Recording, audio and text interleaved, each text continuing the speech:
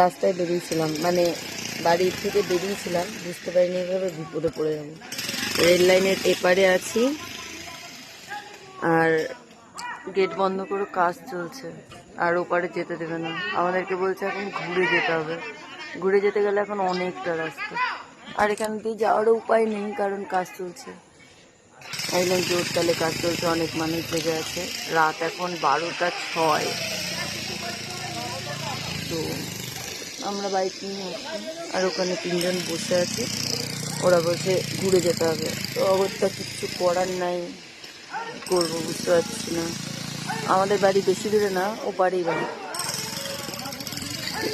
কী করবো, উপায় নেই, চলে যেতে হবে, কারণ কাজটা হতেও দিতে হবে। হয়তো এরা রাতারাতি কাজ করবে, এখন আমাদের অনেকটা ঘুরে যেতে হবে, কিচ্ছু করার নেই। চলো ঘুরে চলো,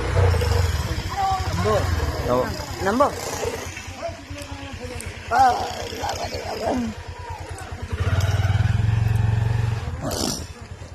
আবার এখন ঘুরতে হচ্ছে এদিকটা।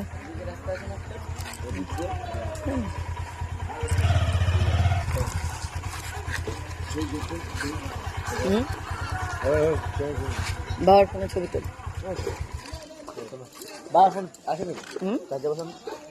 আইডিয়া আয় না, কি কাজ হচ্ছে দেখি না।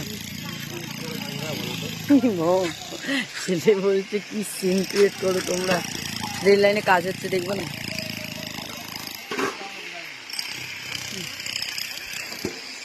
ঠিকই আছে, রাত্রেবেলা কাজ না করলে পরে দিনের বেলা করা যেত না, ওই জন্য রাত্রেবেলা হচ্ছে, কিছু করার নেই।